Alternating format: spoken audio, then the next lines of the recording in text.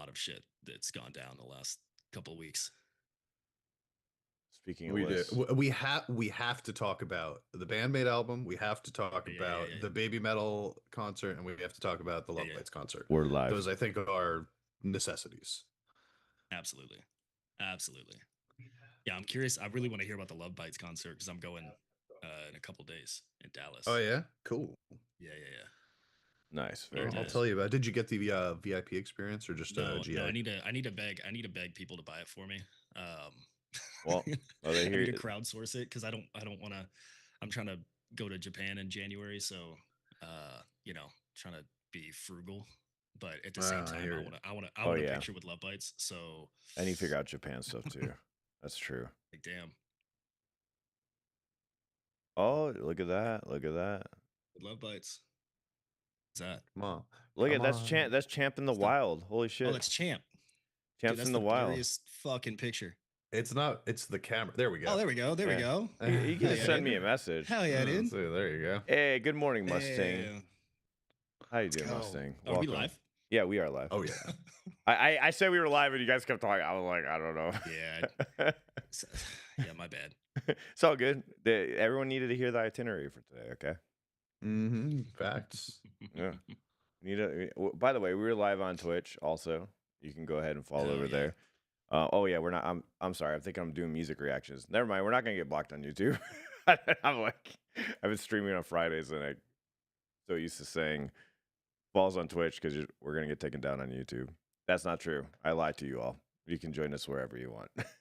None of it. Does that happen a lot to you anyway? Yeah. Oh yeah. My stream gets taken down on YouTube. Like, is it like dependent on labels or artists, or is it just like pretty much every time? BAND-MAID is a hit and miss, but for the most part, BAND-MAID's been getting me taken down almost every time. Pony Canyon's like they're on my channel. I swear they wait for me to put up something BAND-MAID related, and they immediately hit it with a copyright and everything. It's crazy how fast Pony Canyon is. Yeah, I get hit because of my intro. My starting soon. I have like a starting soon video I made that has like it's just like a compilation of different like music videos of BAND-MAID, Electric Callboy, BABYMETAL, like all the shit I like. And anytime I do like a YouTube stream, that's what gets cut. Like I have to like that. It's just that intro that gets cut, and usually it'll get it taken down within like 30 minutes. Wow, yeah, and they'll take you down while you're live, but they still let you post a video. It's really strange. It's just the way the automated system works. Whenever I do Electric Callboys too, immediately blocked. It's like that one I always have to fight. One of actually my last Electric Callboy reaction, which I'm gonna try to re-upload on my solo channel. That one stayed blocked after fighting it. It was weird. It just do you have the contact for the guy at Electric Callboy? No, I don't. I can get you a contact for Nico, not Nico the singer, Nico the like band manager. Yeah, no, I had hit up. I had hit up Tank, but I had hit up Tank, but he was in the middle of moving. I was like, he's out in Germany now. I'll forward you that email because he'll get it taken down, like get it actually fully removed, so you can monetize it too. So all right, cool. Get that taken off. I'll probably just re-upload to his solo channel. Takes then. like 24 hours. Sweet. What's up, chat? Yeah, Tomorrow Man's asking me when am I going to go to a BM concert, and I don't know if he's talking about BAND-MAID or BABYMETAL, but the answer is to both of those. I've already been to them, my friend. I've seen all the big Japanese rock bands over here at this point. I'm assuming he means he's actually talking metal. about a brand new like death metal band, like Bowel Movement is Bowel Movement. That does sound like it sounds like it would be like a black metal. That's my next. Sure. That's my next band name is Bowel Movement. Yeah. That's what I want. Yeah. Let's just like fill up the entire scene with things that start with BM, so nobody ever knows what we're talking about. Baby Monster, maybe, right? Maybe Baby Monster too. What the fuck? Yeah, they really love those BMs over in Asia, don't they? Wilson, sounds so bad. They really love shitting over there, man. It's crazy. So Shade, really love it. So Shade went to BABYMETAL in LA, which I completely mixed up the dates too and did not make it. I don't know what happened with that. Well, those there plans was more fell through the cracks. Just mixing up the dates, I think. Like, I'm sure that you did. I was going to go to that show also, but... yeah, we were going to plan it. Like, when somebody brought it up, it was coming on the weekend, I'm like, oh, fuck, we were supposed to plan Champ to get there, and we're supposed to do this. Yeah, but there was, like... But I don't know what happened. Stemming from the previous show, I think, started to I didn't feel as comfortable traveling across the country, like for to like let's see what happens. Let's see if we get an interview or whatever. And it's like, well, how Oh many yeah, interviews yeah. have we done? And then like we have to wait and wait and wait for red tape, and it just never happens. And it's like, ugh, is it really worth traveling across the country to try to do that then? Tomorrow Man is confusing Champ with Eric. That's what it is, Tomorrow Man. Maybe you're thinking of Eric never going to a Baby Metal show, which still blows my mind. And he's had so many opportunities to do so, like within distance. Is Eric a big Baby Metal fan? As of now, we call him a fake fan. Yeah, he's a fake ass fan. Fair enough. No, he's performed a music video of Doki Doki Morning and still a fake ass fan, bro. Yeah, yeah, he's dressed up as Yuri, and he's done how many 4 covers? Still fake ass fan. Dude, it's all for show. The other day on my stream, I was like going through my old videos, like some of my first uploads, and one of my first videos I did was reacting to Doki Doki Morning, and I did like the Baby Metal like music video. I did like a live performance, and then I did I reacted to your version. What? I want to see that reaction. Where is it? Yeah, it was it's on my channel somewhere. I was just looking at the stupid ass thumbnail. I was looking and laughing at how I used to make thumbnails because I used to put so much work into the stupidest fucking thumbnails. And I love it. I love going back and looking at them like, man, I used to spend like an hour on a thumbnail just trying to make it funny. Oh man, because I did it with the Tansny, the new Electric Callboy song. I did like a funny thumbnail where I like photoshopped me in the outfit that they're wearing, and I'm like, oh man, I miss being kind of goofy with the thumbnails. Wow, you photoshopped it? No one gives a shit. You didn't AI edit yourself? Canva, bro. All right. No, I would AI. I disagree with that, man. I think people do give a shit, and I don't maybe not the way that you're thinking, but I think that like people look at thumbnails. And that is like, I think it's probably like 50% of why people click on a video or don't click on a video. For sure. Do they like that thumbnail? Yeah, I would say. Chat, okay. Let us know. I would say it's like, is it a somewhat professionally done thumbnail? And I don't think the difference between like a nice, like a thumbnail where it's like, it's clearly a high definition photo, you clearly cropped like the title and like you put like the brand versus just like a screen grab of a part of your video and just post it like, kind of like or like the YouTube, predetermined like thumbnail, whatever. I don't know if it's that big of a difference, but I think I had fun making them in the past, and I don't know, I might try to start being a little fun with it again. When I say AI thumbnail, I mean like it's not really AI thumbnail. You're taking your pictures and photos that you already have, like what I did with Shade with a cowboy hat on. You're enhancing it. You put a hat on it. Yeah, you're enhancing. Artificially enhancing it. Yeah. Enhance. Got it. I feel like whenever everybody starts their channels, like unless they're fucking lazy right off the bat, like we all try to put in so much extra effort into like whatever we're doing, like with the thumbnails. Like I sent you that video that I did like when I first started Shade like on Discord a few weeks ago, and you saw for that Dreamcatcher song, and you saw like the fucking dozens and dozens of edits I put in before the reaction even fucking started. Shit took hours. It was like, what the fuck was the point? You also really worked on a very slow computer, because I remember you were telling me some of those edits would take you a long time to process, right? Yeah, they did. I still have the same computer. Like it's just that I figured out ways to kind of navigate around the super slowness of it. Fuck that, dude. That's crazy. See, Julian says 100% the thumbnail is why I clicked the video. I mean, for me, like even as just a YouTube watcher, like if I'm looking for a reaction to something, like I will generally be like, okay, why does this person have 16,000, clicks on it? Okay, right. When all the other reactions to that song only has 2,000. So I click on that one and they suck at what they're doing. And I'm like, oh, it was just because of the thumbnail, like they got me. They suck at what they're doing. When it's the shit on nerds. What's the tiny head in the corner? That's when I'm like, I'm gonna stay away. Yeah, right. Because that they were just streaming and they took a snapshot of it. Yeah, exactly. I feel that I might not get the quality reaction I'm looking for. Anyways, Champ, you got a picture of Love Bites. Awesome. I did. Yeah. So how just for the people that didn't see that. All right, so you want to talk about Love Bites before we talk about Baby Metal then? All right, so here's the picture. You can text me the photo too. I can show everyone. Wait, hold on. Or you can do that. 2 seconds. It'll figure it out, baby. It'll figure it out. All right. There you go. He got it. High quality content. Wait, who's the guy behind you? That would be my son, Zach. Oh, okay. Wow, Yeah. he So does not. me and He my looks son. different. Well, he's old now. He's almost 18. Oh, yeah. So, he just took his SATs this weekend. I mean, this dude's fucking about to go into old people house. But wow. Yeah. So, thanks to Matt and Tim, they hooked me up with a VIP package a few months ago so that I could go to this concert. And then I ended up inviting my son, and I was like, oh shit, well, I can't just have the VIP and like leave him outside. So I ended up buying him a VIP too. So it did end up getting a little pricey overall. These concerts get a little pricey, but the VIP package was pretty good. I think that like it's the type of thing that where if you're a fan of the band, this is pretty much what you want out of a VIP package. So it was like you go in, you get the hour early, right? So you get to go in an hour early, mostly so that you could check out the merch tables and you have like first choice on merch before the GA gets in, right?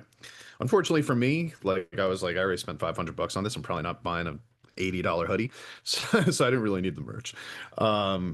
And then you also get to stand like up close, right? Like you get the first spot. You could stand right next to the band if you want to. Unfortunately, again, for me, my son didn't really want to stand there for 3 hours while we waited for LOVEBITES to show up. So we ended up sitting down on a chair. So it was kind of a bummer. We didn't really get to take advantage of the VIP like pre-show package part of it. But I do acknowledge that like I think most people would really like how it was set up. It really wasn't chaotic or anything. Like it was really well done. The only thing was like we ended up going in like maybe a half hour later than we thought we were going to go in, but like, whatever. What's the big deal? So it was like we had to get there at 5:30 to check in.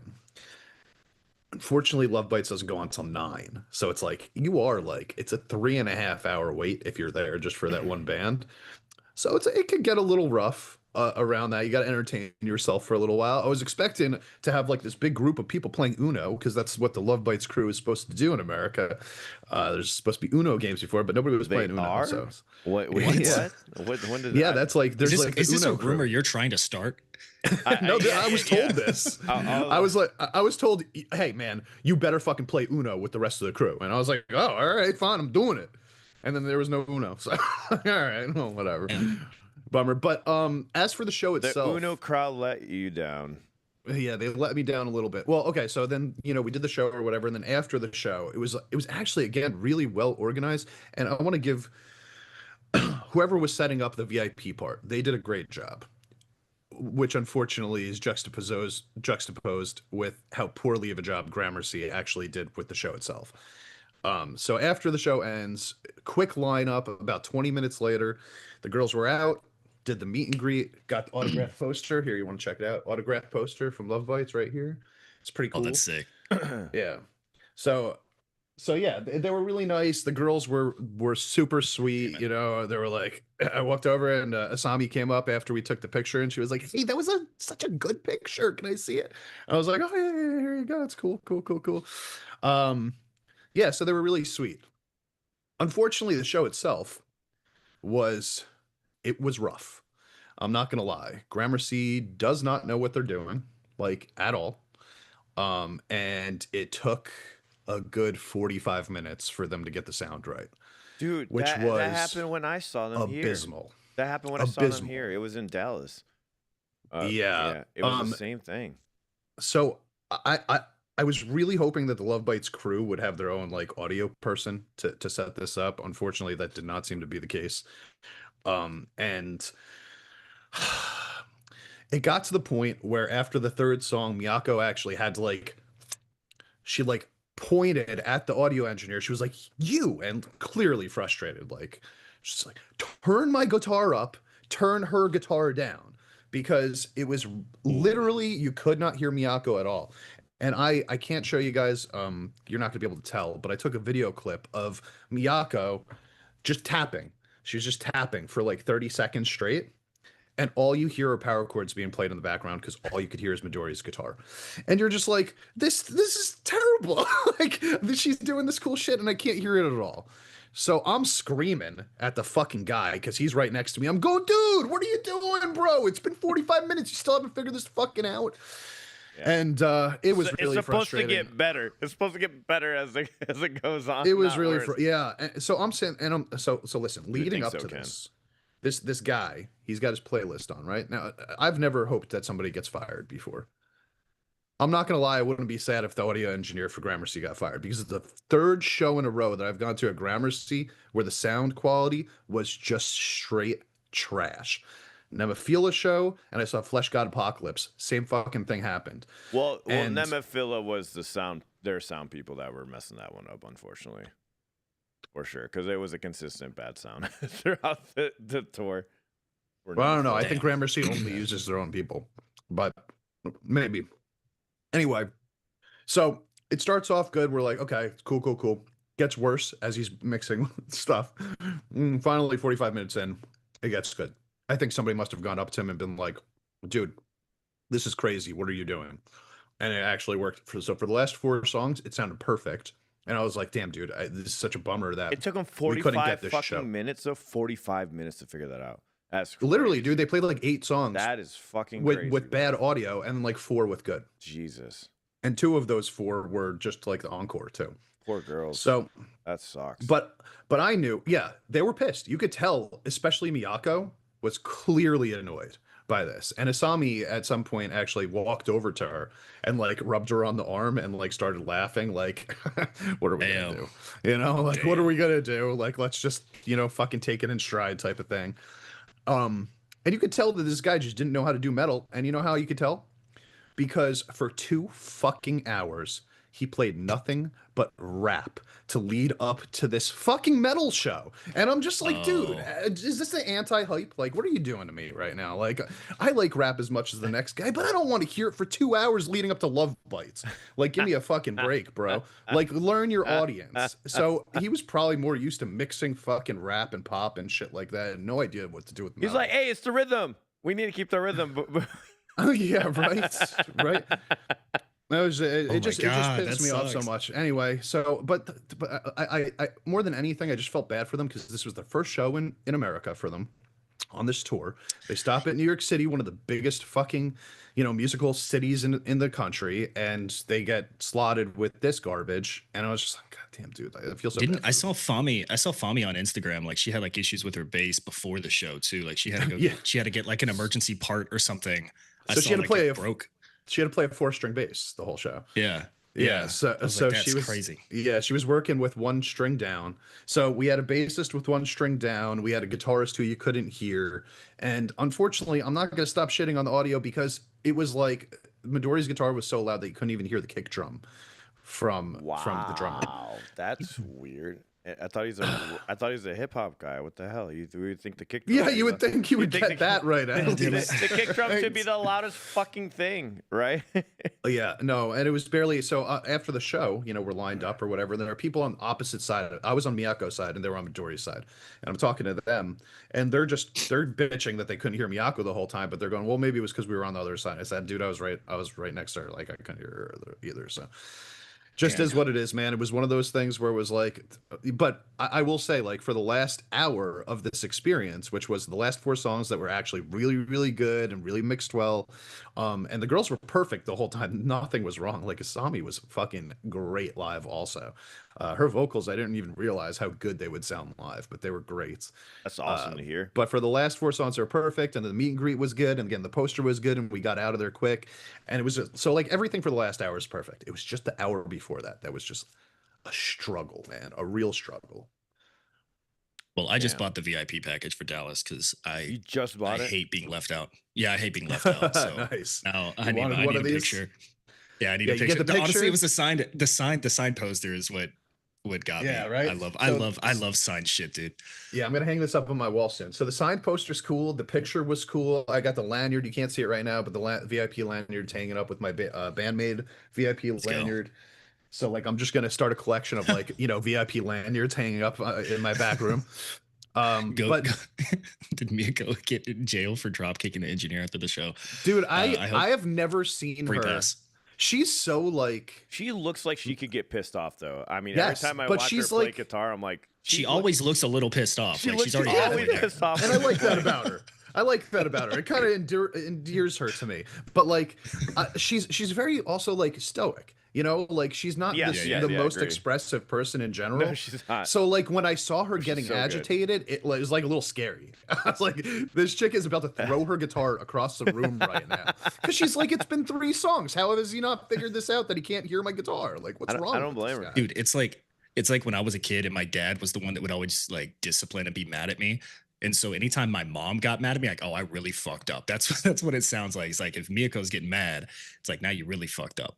Yeah, that's exactly how I felt. It was just like, this is not normal, you know? So the fact that I actually saw her actually getting agitated and had to saw me like calming her down, you know, was just like, Jesus, dude, like what kind of experience are we trying to give these Japanese people when they come over to New York and this is what we fucking offer them? Like, come on, man, do better than that. Gordon was saying Fami's tuning peg broke on her bass. Is that what it is? That's why she couldn't use that string. That sucks, having a tuning peg broken. For those who don't know, that's where it's at the top of the headstock of the guitar. That's crazy. It means you can't just change the string. You can't just fix that. That's crazy. I mean, we were, I think it was 2 weeks ago, a show. I had a bassist from another band. He lost the saddle to his string, which is really bad too because it just vibrates on metal and it's like it's on the bass, and they had to borrow a bass. Yeah. Rough. I wonder what happened to it. I wonder if she somebody knocked it over or something. That's the only thing. I mean, it could have been as simple as like you're just tuning it. You know, like I've actually had that happen where you're tuning it, you just go a little too far and it just breaks. No, not it doesn't even necessarily have to snap off, but but like, you know, you go a little too far and it just breaks from the what do you call it? The thing that keeps it like a screw, the thing that keeps a screw in place. I've seen that happen before. It's probably all that happened, but you know. Still, just like unfortunate set of circumstances, you know? Yeah, I have a feeling it just snapped off. It has to be. I was like looking at it right now because you could fix the other issues.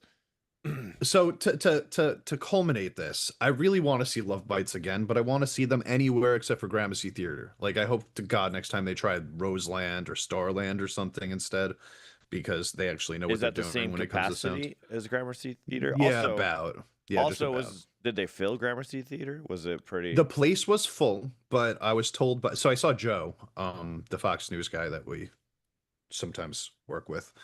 I saw him outside and he was telling me that they didn't sell out, but once we were in there, like the place was jam-packed. There was nowhere else to go. So maybe if they didn't sell out, it was really, really close. Gotcha. Well, that's good. I'm glad they have a bunch of fans that are coming out and go to the show because I was wondering how often they were going to come back if they did successful last tour for enough for them to come back, which it seems like. Yeah. How many dates are they doing again? LOVEBITES? I think only like 6. Nice. I think they have two in Texas, 2 in California, and then like Ohio or something. So they're doing a low count again, like just testing the waters. I think they're doing it right. They're hitting the good markets. Because where else would they play in the Northeast that could bring a lot of people, you know? I think they have. No, you go to New York, and you know, and you're in the West, you go to California, and in the middle, you go to Texas. Yep. Those are your moves, and that's what they did. So it was definitely. What are the other 3 cities that are doing? So New York, we got Texas, we got California. Is there any other states they're going to? Well, there's 2 in Texas and 2 in California, and then I think they're going. I think they're also going to like Ohio or Illinois, something like that. Okay, I don't want to speak out of turn, but they have at least one or 2 other shows besides that. All right, let's get into BABYMETAL. LA. Shade put something about Sue needing a break. I don't know what that part was about, or I don't know if you're trying to start something or what. Trying to get us canceled. You got to unmute your microphone also. Yeah. Oh, my bad. No, I'm not trying to start shit at all. I would never do that, guys. I would never do that. Your name's not a lot of fun. Shade or anything. Yeah, I was born for this shit. LA was a lot of fun. We stayed at a hotel that was like attached to the venue, so it was so nice to be able to just like jump right back like to the hotel when we needed to. It was cool. We got to hang out with John Reeves. He was there, stayed at the same hotel. We were on the same flight from Dallas because he was taking a connecting flight. So lots of people, fans of the show, fans of the podcast, of my individual channel, got to hang out with. So it was a lot of fun. talking about if VIP is worth it, champ. Holy shit. So $200 for VIP to see Love Bites, right?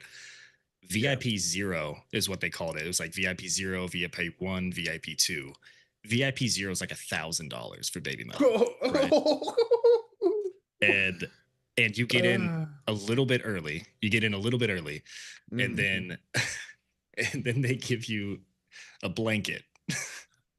Not like a signed poster, not a meet and greet. You just got a blanket.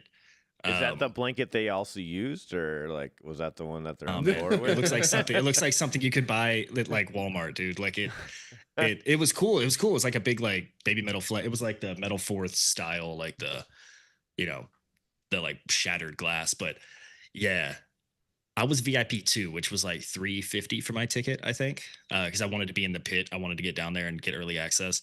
And the difference between VIP 2 and the cost wise, yeah, that's crazy. What's the difference? Yeah, what's the difference between the two? Like, what did you not get that they got? Is it just the blanket?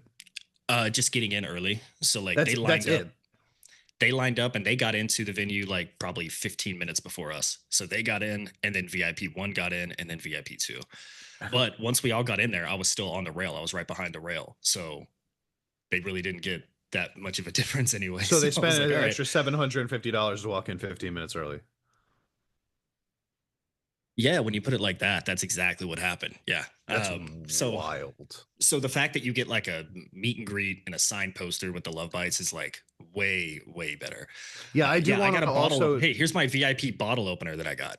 There you go. It's actually it is pretty nice. I like it. Yeah. But it's probably $12, you know, like, I mean, I do want to just clarify that, like, when I say it was $200 for the Love Bites VIP, that's $200 for the Love Bites VIP upgrade. So that's like, after you buy the general admission tickets, which were $35. So it's actually $235, just to be clear. So for that 15 minutes, they paid an extra $50 a minute. Yeah, and I'm sure they got. Okay, damn, you pulled out a calculator. I did. But no, I get it. If you got in like the way that just like you were complaining about Gramercy, the way that Intuit Dome did the VIP shit really annoyed me, because they had us lined up at like 3:30 in the afternoon for VIP, which we thought we were getting into the theater. Like we thought they were lining us up to start getting us in. They had us lined up. They didn't start letting people in until like almost 6 o'clock. So we were standing out there lined up for like hours. So that's similar. I will say that's similar. We stood outside for at least an hour. They told us to check in at 4:30. And if we missed 5:30, if we didn't get there by 5:30, we weren't going to be able to do the VIP. Like they were like, you're just canceling. Basically at that point. But it was like 3 hours before the show started. So it was like, you had to be there. So literally, if you got there at 4:30, you were there for 4.5 hours before Love Bites came on. Exactly. Yeah, that's kind of how it went. It's just the frustrating part was that all the fun stuff was happening outside of the line, right? They had like the bars, they had like the merch stands and everything open, and we're just like standing there like this is the most non-VIP feeling VIP experience, because we're just standing there and chit-chatting and talking, but everyone else is out there getting drinks and beers and like shooting the shit, having a good time, and I'm just like feeling a little left out over here. Yeah, I hear you. But the show itself started. The opening act, Jason Richardson, was fucking awesome. So like you were saying, playing like rap or we saw him to a metal show. Jason Richardson, what a cool opening act for like BABYMETAL or for any metal band, because he just walks out, just him and his guitar, and just like puts on a clinic, and it was just insane. That's interesting that you say that, because Alan, what was our impression when we saw Jason Richardson with BABYMETAL? I was bored out of my mind. I think we can't. Alan was like, I am done. I don't even want to be here anymore. I don't want to watch somebody shred on guitar. It's funny that you had such a different experience. Really? Yeah. Well, I was kind of in the middle. I was like, it's okay. Yeah, I like watching people shred on guitar, so that's something I enjoy. It was like a 20-minute guitar solo. It was sick. Like that's what I like. That is pretty much what it is. I guess. And if you're a guitarist, it's almost less cool, because apparently Alan was thinking like, I could go home and do this. Can you do that? Can you do that? That shit's insane. I can. He might be able to. And no, you know, he's amazing and stuff, but I'm not there to watch just somebody solo by themselves. I don't know. I just couldn't get into it. And like the backing tracks. It seemed like, to be honest, it seemed like they weren't going to have an opener, and then they were like, you know what? Yeah, because it was the most like. Well, that's what I'm wondering. If you were gonna have an opener last minute, it's like, yeah, that's the perfect guy. He doesn't need a whole sound setup. He doesn't need anything but a few guitars and a sound guy. Like, I mean, I'm for sure. Like, you know, Koba's a fan of him, and I was thinking that this show was definitely not going to have an opener. Like 100% was not going to have an opener because there's the Intuit Dome. It was like them doing their thing like they do in Japan, but over here. So I'm just shocked that they had an opener at all. Yeah. Was that even mentioned when they announced this? I don't think so. No, the opener got announced like a week ago or like a week before the show or maybe a couple weeks before. So did they did they like realize that they didn't have enough time or something? Like that's weird to me. I don't know. That is weird. I don't know. Like I said, maybe they weren't really planning on it. And then they were like, you know what? Like, we're going to have time before. I couldn't tell you. But again, to me, I thought it was cool. I don't know how, again, but I'm also like 10 feet from the guy. So it was like epic because he was right in front of me shredding versus like if I'm up in the stands, I'm sure it's a little bit boring if you're just like looking at him with like magnifying glass. To be fair, though, like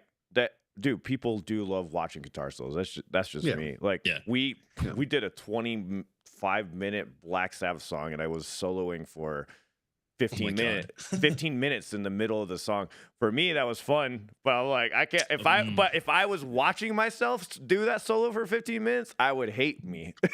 Dalton made a good point. Dalton made a good point in the chat. He said they should have had Spirit Box. They should have had Spirit Box as an opener because Courtney LaPlante was there, right? Like she was there and she came out for My Queen for all of her like 3 screams in that song, but she came out for it.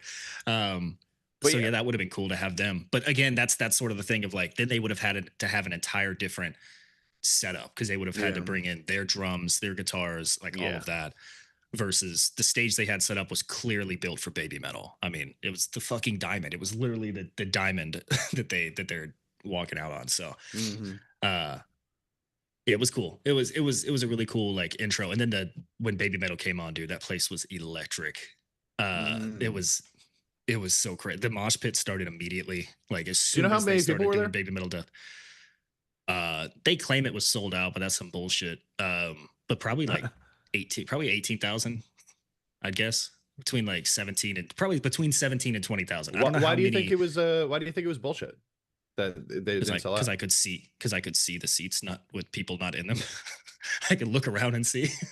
And there was a lot there was a lot of open ones. There was a couple of sections where I think scalpers probably bought a bunch of them, and so it probably listed as sold out because they probably sold the seat. But there was like an entire section that was like probably 20, 30 seats, like in like a circle that like was empty. And I'm like, that's weird. And the only thing we could think of, we were looking around in line, we're like, it had to have been like someone mass purchased like Ticketmaster bullshit and tried to resell and couldn't or something like that. Because it was weird because it was like the only section that had like nobody. Most of the places were just like there was a couple empty seats here or there, but it was mainly full. It was pretty much full, but they announced it was sold out like an hour before the show started. So I think they probably just bought out the rest of the tickets just to be able to say they did. Yeah, maybe. Just for advertising, just to say they sold out into a dome. It sounds better. Right. So how was the actual band? So that's where the comment I made. So people apparently were taking to like Twitter and stuff saying that Sue sounded terrible this show. And I'm like, guys, I don't know what the fuck y'all were hearing. There was like a couple of times where maybe she fell off a note, but like terrible was harsh. She sounded really good to me. We got a couple of songs I've never heard live. Like we got them performing The One, which was really cool in English. What the fuck? God damn it. Yeah. Jealous. And it was like a 10-minute song too. They had the full opening with like the lights like beaming up. It was I wanted to hear incredible. That live. Fuck. Yeah, that and then show... Distortion was also fucking crazy live.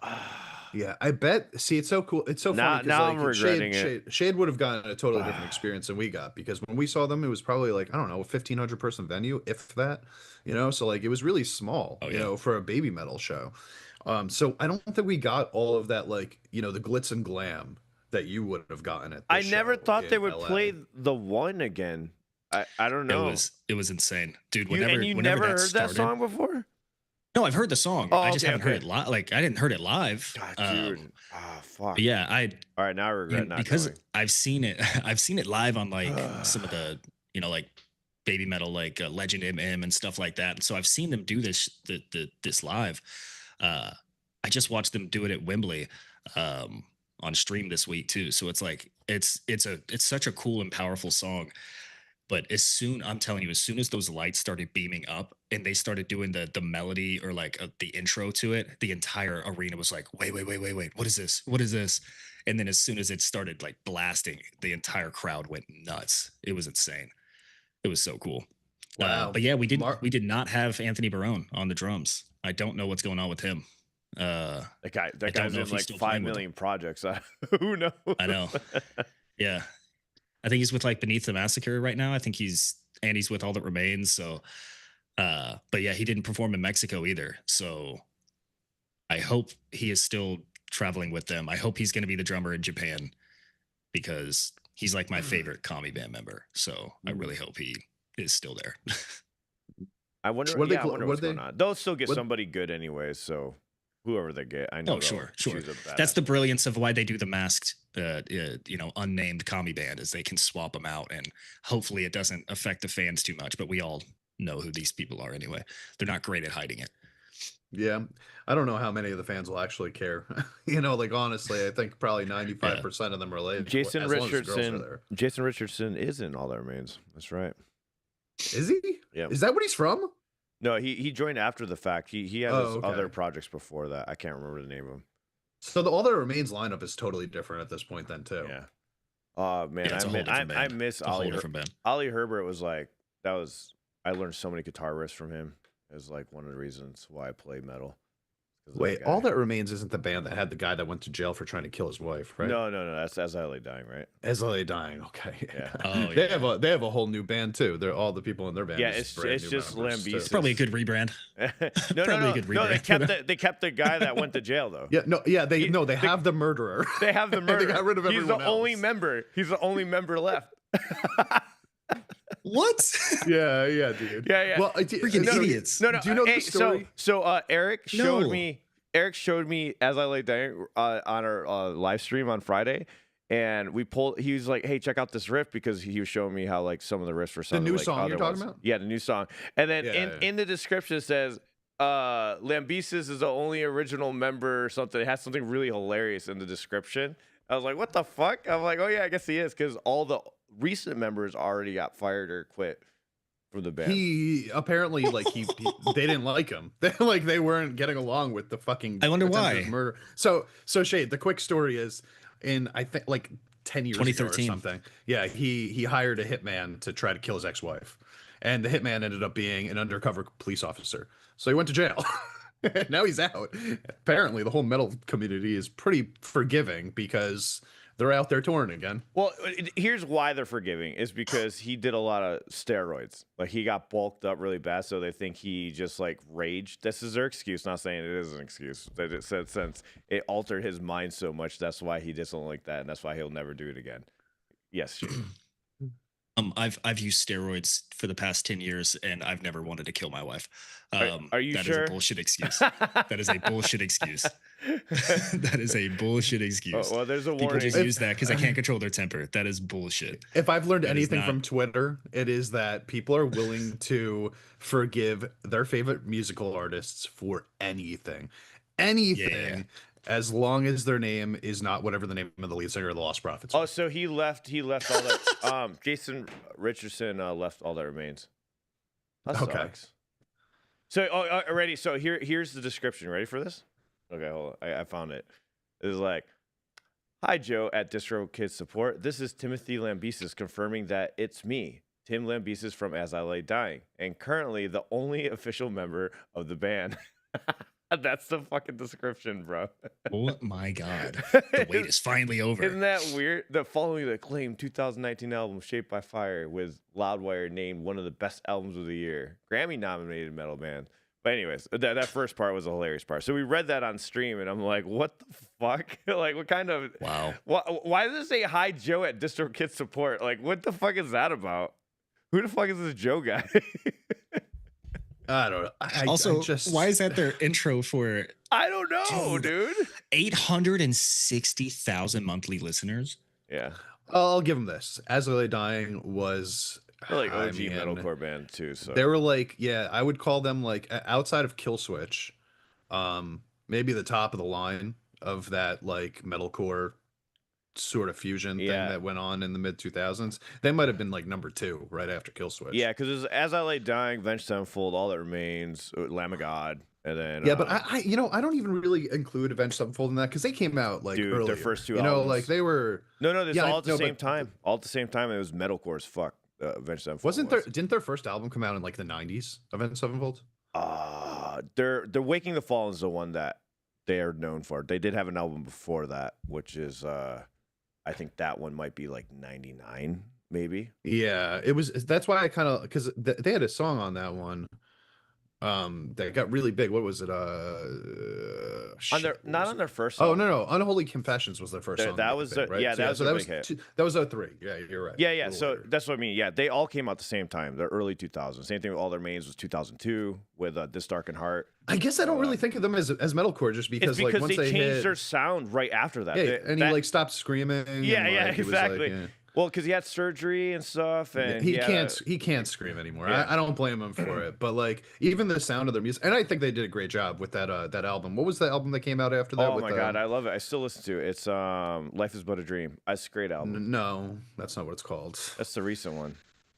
No, the one that came right after Waking the Fallen. I'm talking about. City of Evil. City of Evil, yeah. And it's a great album. It's a great album. I didn't appreciate it, but it is such a huge departure from what they were doing before that. It's more like a Guns N' Roses. They're honing their Guns N' Roses. But I love it for it because Guns N' Roses is one of the greatest bands of all time. Don't at me. I don't know. Okay, don't worry. We can kick Champ out right now. I'm kidding. No, you can't. Not for that. It's not for preaching the truth, my friend. No. Guns N' Roses has fucking bangers. They're not. I'm exaggerating. They're not one of the greatest bands of all time because they had 4 years. They had 4 good years, and then it was over forever. But it was like only 2 good great albums. runs. They had Appetite for Destruction, then Use Your Illusion 1 and Use Your Illusion 2, and they all came out within like a 4-year period, and then everything else they did was garbage. All right, back to Baby Metal though. Yeah. How's the show? They did the one that fucking sucks for me because I didn't get to see that, and I'm pissed. No, that really sucks. So we don't know who the new drummer is. What did they close with? The one. Road of Resistance. Yeah. Road of Resistance after. Yeah. So they did the one, and then they I think they came back for it was Headbanger, and then Road of Resistance. I think that's how it went. Wow. Yeah. Did they play much off the new album? We only got we had the 2 new songs that I hadn't heard yet off the new album live were Kawaii, which was super cool live. Fucking super cool choreography to start off the song. That was dope. And then Sunset Kiss, which nice. was a really cool appetite cleanser where they put it in the set list. I can't remember what songs it came between, but I just remember thinking, oh, this is a nice break. Kind of, it's a little bit more mellow, it's a little more melodic. And then they went back into the crazy shit. But I just remember thinking I need this break for a second. I'm fucking sweating my ass off on my feet. So what? Okay. How did it sound with the Kami band playing it? Just because that was a Polyphia, right? Doing the instrumentals on the album. Did it sound the same or did they change a lot up? I wouldn't be able to tell you. I'd have to go back and listen to my I didn't really do a good vlog of that song specifically, but I know there's people who had good fan cams. I'd have to go back and listen to it because in the moment I was just kind of vibing with it. I wasn't really trying to analyze it too much. That's how it should be, man. Go to the show and enjoy yourself. Don't worry about the Sunset Kiss was definitely a highlight for me because I thought it just sounded cool, and the way that they did the lighting for the arena was so brilliant. The whole production, I haven't even talked about that yet. The production for the show was insane. The lighting, the pyro, the sound, everything in this arena was perfect. It went off without a hitch that I could tell. Everything was right on time. Everything was perfect. But for Sunset Kiss, the way that they did the lighting in this arena, it literally looked like the entire dome turned into it was like dusk. It was like sunset. The way they did the purples and oranges in there, it was really I don't think you can really tell on the cameras, but phone cameras, but in there it was It was phenomenal. You felt the vibe. You felt the vibe change. Yeah, they put on the mood lighting. Yeah. Soka New Metal said they live streamed it to theaters in Japan, so hopefully there will be a pro shot video out. ZILQUI was great. Drummer is suspected to be the guy from Flesh God Apocalypse. Hey, I saw them at Gramercy too, and they fucked up their sound also. Great band, by the way. I'll just throw that out there. Nobody's fucking listened to them. I don't know. I'm surprised that this person even knows who Flesh God is. It's the first time I've ever heard someone bring them up to me before. Did they wait? Oh, like a separate show with them, right? You watched them as a. I saw them play as Flesh God Apocalypse at Gramercy, like a couple years ago. Great show, by the way. Like they have a cool ass stage show.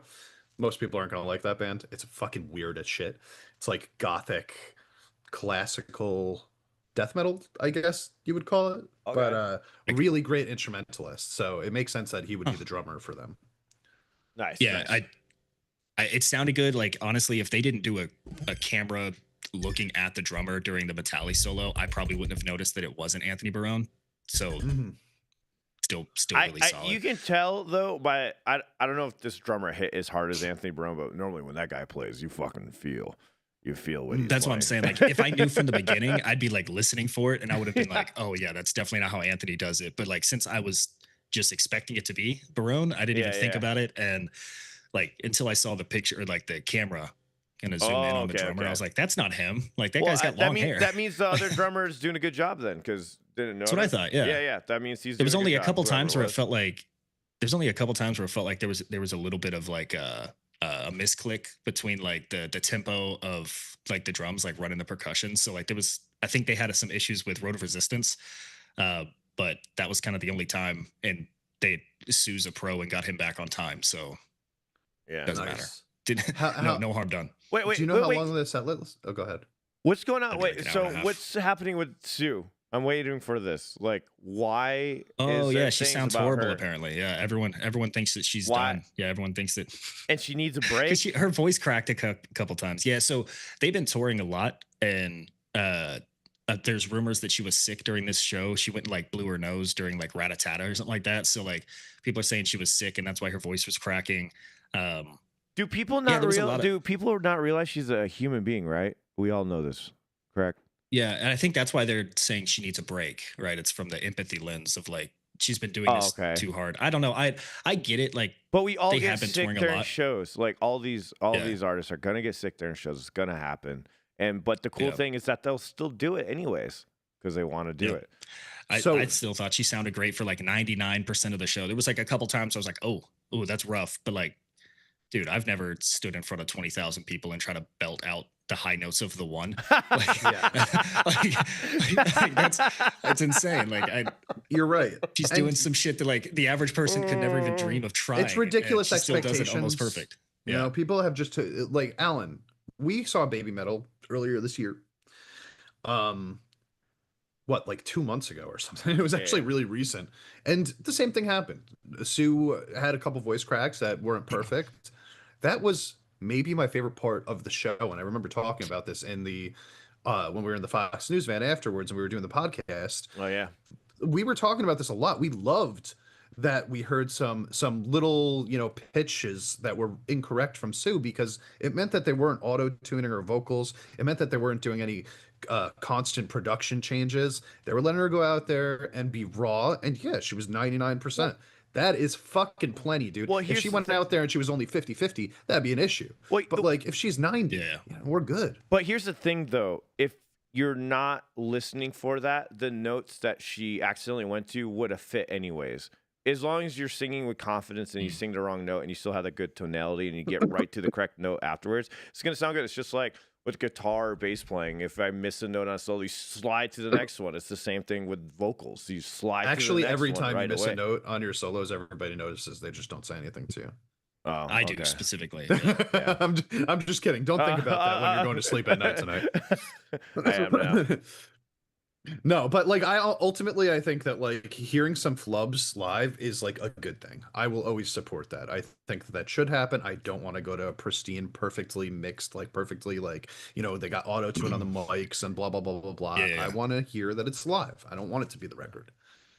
Yeah, but I also want to mention that like I also don't disagree that they probably need a little bit of time off. Like, I don't think it's because of her voice, but I just think they've been touring like nonstop since March, and that's fucking tough. And the way that they the way that they tour, the way they perform is very different than the average band, where the guitarist is standing in one place for most of the band, like most of the performance. Like they are I can running, literally running around and like doing crazy choreography the whole time. Like I could see them taking a couple. And I thought, honestly, after Tokyo, in Saitama, I thought they were going to take a break until the summer, and then they just announced all those shows in Australia in March. So maybe not.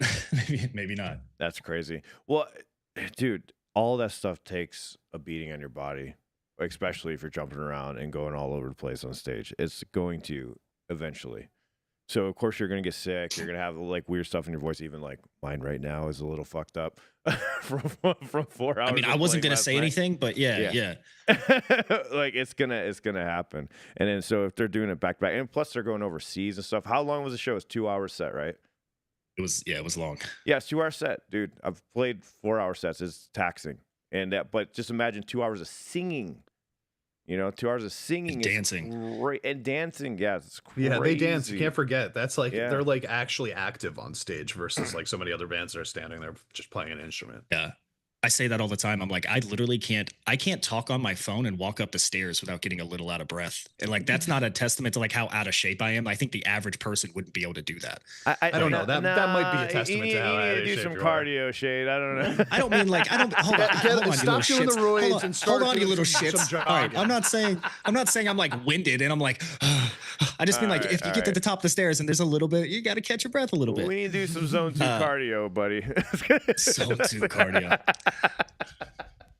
No, I'm just saying like the average person can't like even talk and do any sort of exercise, let alone like singing and like hitting notes and shit. So like the fact that they do this at like such a high level all around the world, a huge stage, like.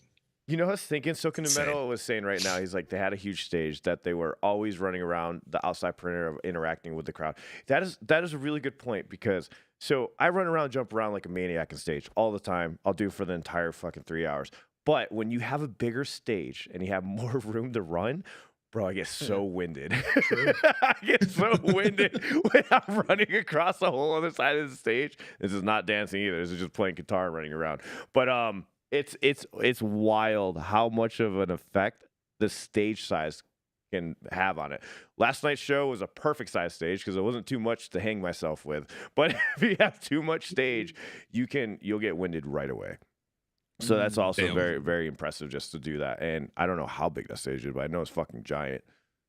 And the thing is, it's choreographed, right? So these shows that I'm referring to are not choreographed, so you don't really censor yourself of where you're running or pace yourself. Because there's a lot of pacing that goes on with this to make sure you don't get winded or run out of breath.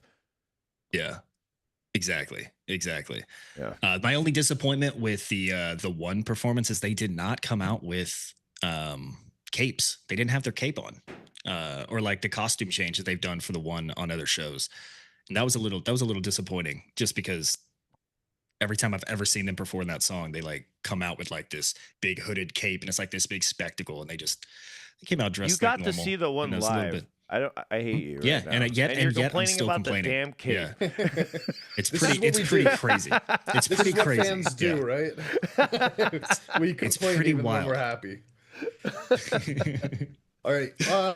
Well, it sounds like that was a lot of fun, man. Like, I'm a little jealous. It was cool that we got to see them because we saw them. Alan and I saw them in 2 very small locations in New York. So I still want to see them like you've seen them there. I have forgot how many times I've seen BABYMETAL now. Actually.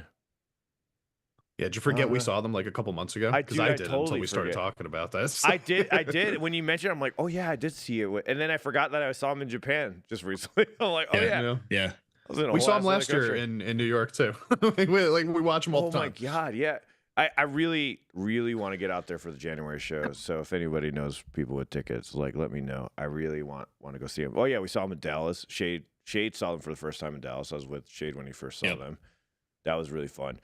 Man, I regret not going to the LA show. Man, never again will I not do something. Just kidding. That needs to be on a fucking t-shirt. Never and again will I not do something. I was thinking about it. I really was. I was looking at it, and I was thinking in my head, I can make this happen. But just with everything that's going on, I was like, no, I shouldn't. I've seen him so many times. It's fine. I need to get out there in January. So hopefully you can get that going. Yeah, January is gonna be dope. I got tickets for both days. So anyone who's gonna be at Saitama, let's hang out. It's gonna be fun. Yeah. It will be. I know you guys tried to tell shows. me. I'm sorry. I should have just asked fans, see who had tickets or something, or figured it out. I just so we'll try and make the January one happen. I'll get in touch with some people, see if I can get a ticket out there. Because I think all the lottery stuff is all taken, right?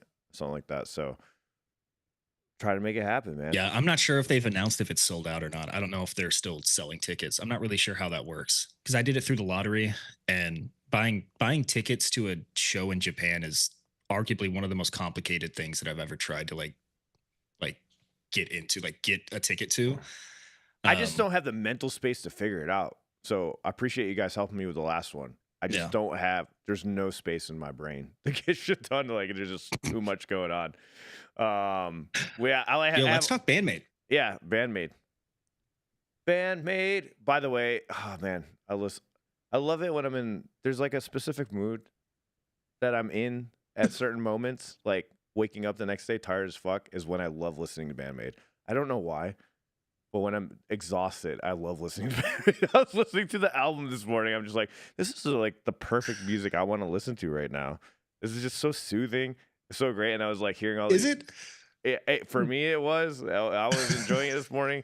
I did my walk in the icy, windy, cold weather that was waking me up, listening to BAND-MAID, getting my coffee. It was great. I had a good time this morning. When I think of a soothing song, Ready to Rock does not come into mind. I don't know. BAND-MAID's soothing to me. I don't know how to explain it. I guess, I mean, that's a testament to how fucked up my brain is. But anyways, I loved all the new songs on the album, actually. I really enjoyed them. There's a lot of quirky things that were happening that we haven't heard by them. A lot of like hip-hop production type stuff entering into the mix now. Getting some weird synthesizer stuff. Different solo leads from Konami. And I was thinking when I was listening to it, I'm like, oh, okay. They're running out of that other stuff now. Now we're going to start adding in more genres. But it still has that metal kick to it. Still has that metal kick. There's one chromatic scale thing that she does. By the way, my reactions will be coming out on the solo channel. I did release the last music video. Was it Perfect Present Perfect? That was already up on the solo channel if you guys want to check it out. But I have breakdown solo videos. I just need to post them.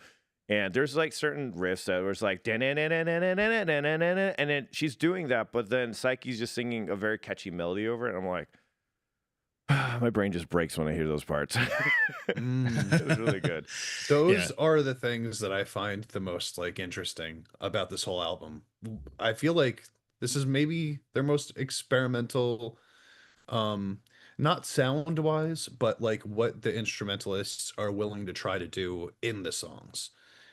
Just like kind of coming up with like new techniques and new like ideas and breaking structure more than BAND-MAID usually does. I like that in this album. And then we had Lock and Load, also the instrumental. We got another instrumental by BAND-MAID. So now we have a few of them, and I absolutely enjoyed it. I loved it. I was confused while first listening to it. I was waiting. And I found out it was an instrumental when the song was over. So I was really enjoying the intro, and then that intro became the whole song. So I liked it a lot. So do you guys know what was going on with the keyboard in that song? Absolutely not. Please Psyche. Tell me. The whole song, all the keyboard parts are done by Psyche. So instead of singing in that song, she's actually playing an instrument. And that's the first time that she's done that on any of their albums before. And I actually thought that it was really, really well done. I thought that her part sounded really professional, and like she's obviously been practicing a lot. So I thought it came out super well. I cannot wait to see that live. I want to see Lock and Load live. I mean, apparently they've done that live already. That's the only reason why, right? They've done that live already. Lock and Load have done most of the new album. Have they? I think they did the whole album. They did. I think that's how we all found out about Psyche doing the piano to that song. Correct me if I'm wrong, but that's how we found out. I don't remember exactly. All I know is the show after the album released, they played all 8 tracks at that show. That's so cool. which some of those tracks are really fucking hard. Most importantly, Dilly Dally, which is just like it's like the rock version of Black Hole.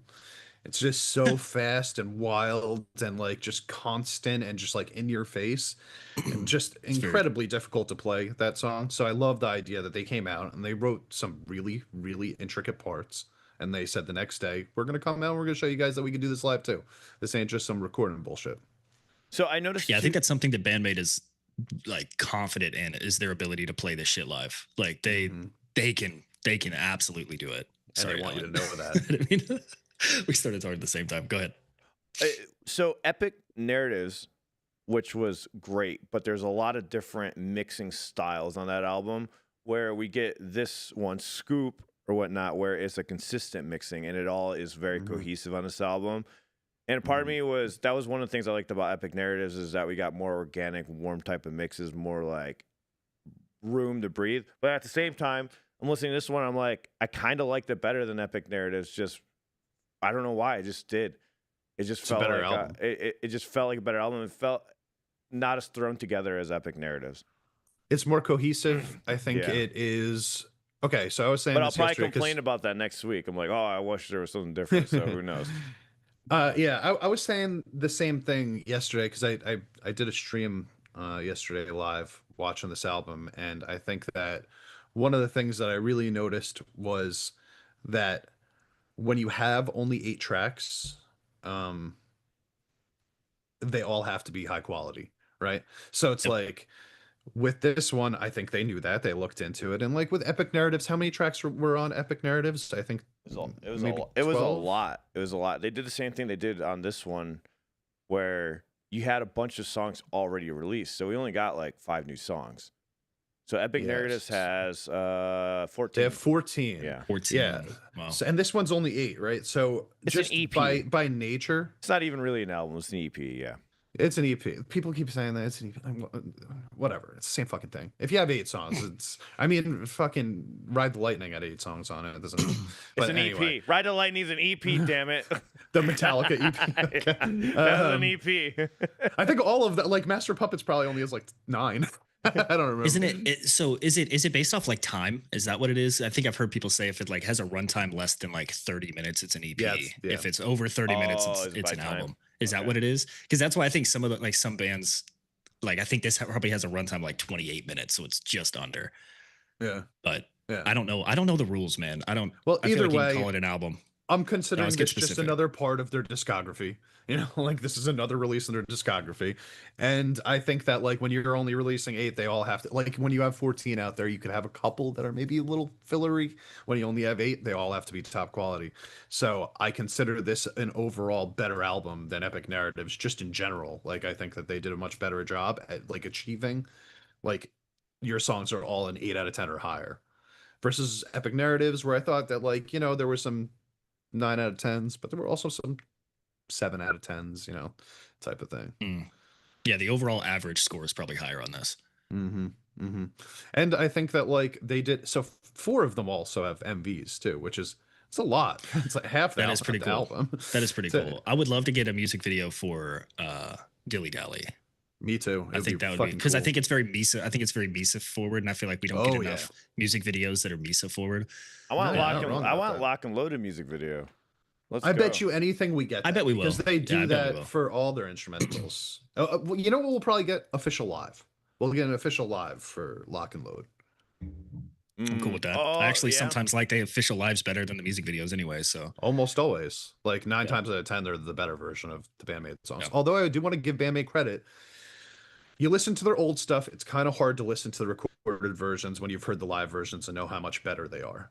The new stuff, the recorded versions are just as good as the live versions. So like they've really come a long way on their ability to like, you know, the production aspect. Like this album sounds really good to listen to with headphones, especially Ready to Rock, which I think is super cool how they have the lead guitar, Konami's lead guitar in your right ear, and then they have Misa's lead bass in your left ear and then Miku's rhythm guitar in the center, which is very rare. You know, usually you have the bass in the center and then the 2 guitars separated. But for that song in particular, because of that, they have Misa just as her own channel. I think that's a really cool, like, production element just on its own. Yeah, Misa's just playing more and more complicated stuff too as time is progressing. So I wonder where that's going to lead to, because those rhythms are not easy to play either. That what she's doing. I think they're good. I think they're basically considering her like another lead guitarist at this point, and I think that's really cool. That'll be crazy. When I see I want to see Miku just shred. Dude, also Miku's done some shit recently. Yeah, she's definitely stepped up her like skill set for sure. Like, shout out to Konami, like coaching her, teaching her. Yep. I do think on that point, it does feel like BAND-MAID is one of those bands to me that always stands out because of how they mix the bass. Like, I always feel like what you just said, Champ, with especially when you're in headphones, it is so obvious. Like, I hear the bass line in almost every song, which I feel like it gets lost in a lot of music that I listen to. Like, bass is usually just like an undertone or like maybe a little bit of rhythm, maybe a little bit of funk in there when they're trying to give the guitars a rest. But I don't know. Something about BAND-MAID always just has like such beautiful mixing to me of like the different sounds and the drums too. When Akane's doing a drum fill, I feel like you hear every single note. It's amazing. I'm gonna sound like I'm licking some nuts over here, but the fact is that like I think that at this point, like where we are in the careers of a lot of these Japanese like rock and metal bands, they're priming right now. BAND-MAID is. I think that all of them, the instrumentalists, are the best that they've ever been. They've all obviously been working hard at their craft to make themselves better. And I think now, after hearing this album, Akane has moved to up many spots for me as like one of the best drummers out there in Japan. Because I always knew that she was good, and I always knew that she was good for BAND-MAID, like perfect for BAND-MAID. But I did think that there were other drummers that were like just better technically than her. After this album, I'm not sure that that's true anymore. She has added that double bass perfection, and it's crazy when you listen to some of these boxes that she finds, how perfect her double bass play is, especially now that she's willing to add like blast beats into the songs. She's basically a death metal drummer, like a top line death metal drummer in a rock band, and it's fucking crazy, dude. It makes songs so much better. Well, one thing about her drumming that's always been there is unusual fills in weird places that you wouldn't expect. She's always had that she's actually a creative drummer rather than trying to do your typical beats. So some of the drummers that I work with here in the studio, there's ones that it's just the generic beats that you hear all the time. Like, we know this one goes with that type of riff, this one goes with that type of riff, and you have that person. But then there's those other drummers where like they'll do something that, like, Avenged Sevenfold is a great example, like with the Rev, right? Or even Slipknot with Joey. Like, they all have this weird thing that they do that you wouldn't think to put to a metal riff, and that's exactly what Akane is doing with hard rock. She's putting beats that you normally wouldn't put with a hard rock riff. You'd probably just do some like 4/4 basic kind of rock and roll type beat, but she doesn't. And it also, this is even her early albums. I'm talking about like Domination stuff, even in those albums where like Konami was a little bit more, I don't want to say subdued, creative. Konami wasn't shredding all the time. Domination, it was more riff oriented, right? Well, yeah, because she had to carry the rhythm a little bit stronger because Miku wasn't as true like there yet with her skill set. Yeah. But now she can just literally, now it's like nonstop, just it's almost like ad lib little riffs that she's doing throughout the whole song. It's so fun. But Present Perfect's a good example of Konami's Akane's drumming, by the way. Like, talk about what you were just saying with like those like unique fills and like kind of random like patterns and percussion patterns. Like, Present Perfect had all of that. So we were recording Blooming, the drums for Blooming, trying to get those locked in, and even in that song for that album, that time era of Akane, we still were like, wow, these fills are weird. Like, they end off weird every single time. Like, someone would be the same fills, but this weird stuff at the end of it. And my buddy Manny and I, he's the one doing drums for it. And we're like going over like, oh, wait a sec. Oh, wait, no, you got to hit this tom here. And then on the second time, you got to hit a double tom here and then back there. We're like, what the hell? Like, why? But the thing is, she plays it like that every single time. That's the thing that's impressive. It wasn't just like improvised. It was written like that. And then she keeps playing those fills the same exact way. Like, the fills don't change. That's the part that kind of blows my mind with her, is that these are all memorized fills. Because some drummers, like, they get the beats down, they get the groove down, and then they just, like, it's never really always the same unless it's a signature beat. There's not a lot of drummers that are doing signature drum beats. If you listen to, like, any of the modern metal in the West, like, everything's just very generic drum beats. There's no... What happened to, like, signature drum beats? That's what I'm trying to say. Like, there's no, like, oh, that drum beat is catchy. You know? Yeah, like, when's the last time you've heard that? You're right. You get what I'm saying, right? Like, there's 100%. Some songs that you hear, you're just like, oh, I know that drum beat. That's a badass one. Or, like, perfect example, Smells Like Teen Spirit drum line lead in. Like, like, you know, that was the first of its time, right? So this is where my nut licking is really going to come into play here, because what you just said about her, I completely agree. I don't think anybody plays drums like her or writes drums like her, but I can actually say that I truly believe that about every member of the band, because there is not another bassist that plays like Misa. There's not another guitarist that plays like Konami. And I honestly think that they have the best backup vocalist, not second vocalist, because there are other bands that have two vocals that are both lead vocals. I think they have the best backup vocalist in music right now with Miku, because she's a trained professional singer and she understands harmonies and she understands how to weave her own melodies in and out of whatever Psyche's doing. So we're talking about like Miku is four a lead people singer, you know? Yeah, exactly, because she's a professional singer. Like she was originally the singer, right? So you have four members in this band that I legitimately think have their own style. Like, and I can't even compare any other instrumentalists to these people's styles currently. Like nobody, dude, you can't listen. Like, you know, at least with Misa, right off the bat, that's the easy one. But you know, there's nobody else that plays like Konami.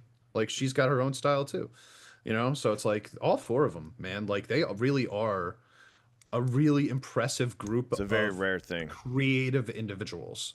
Yeah, it's the creativity, like individually, that really shines with them. It's not like they come together great, but it's also that they're all very specific types of players that nobody can emulate. Yep. No, I completely agree. I wonder if that's why this EP sounds so unique. Like it's like every song sounds so like controlled chaos. It's like there's so much going on. It's so fun. It's probably because of that like unique like creativity that they all try to put into it. Psyche's really the reason, and is the reason all the why best it's controlled. they've ever been. Psyche is the reason why all this chaos is controlled. Again, you're absolutely right, dude. That's so true too, because she grounds them. Or else it would just be like super progressive music, right? Like this album, because their other stuff, their older stuff wasn't super progressive. There was progressive elements, but now it's very progressive pretty much all the time. But Psyche's melodies and Miku's backup melodies keep the whole songs grounded so that you could sing along to this wild shit. It's a huge difference, man. Like I feel like it's a game changer in music. So I was re-listening to some of these songs too on here that I've just, you know, you just forget are amazing, like Ready to Rock, What Is Justice, and listening to them, like, man, I like this even more now. That's the thing about BAND-MAID songs. You just keep listening to them and they just sound better and better every time. First time I was like, what the fuck did I just hear? And the second time, like, oh my God, that riff is badass. Yeah, I think Ready to Rock is their best song. I think that's a really the number one BAND-MAID song ever written. I'm not gonna hear any arguments again. You know? But I think Lock and Loaded is probably their second best instrumental. I do really like it a lot, but I mean, what's it called? Not Without Holding Back, the one that came out after that. Something no. It's got the word no in it. You guys know what I'm talking about? I'm like, no more tears. No, we don't. No God. Champ is feeling a little squirrely with all that nut slicking. From now on, it doesn't say no in it. Wow. It has the opposite. Awesome. No backwards. On is backwards. Awesome. But yes, from now on, I think still their best instrumental. But I do think that Lock and Loaded is the second best. Like I think it's better than Onset. So I think that like pretty much everything. Well, from now on has a theme to it, like where Lock and Loaded is just fucking Lock and Loaded. It's just progressive as fuck throughout the entire song. I think the big difference between the two is that like the other one from now on has like a chorus that like doesn't require vocals, like she's singing with her guitar, and then this one is a little bit more like I don't know. Like I could have personally used a little Psyche, I think, over what they considered the chorus in that song. It didn't bother me, but like I do think it would have enhanced it a little bit. It was almost designed that it could have vocals on it. While from now on was clearly designed there should be no vocals in that song at all. Like the guitar is playing all the vocals. Yeah. Yeah, exactly. Wow was saying, like you guys said years ago, BAND-MAID uses parts in a song that could be the basis for a whole song by itself, for sure. 100%.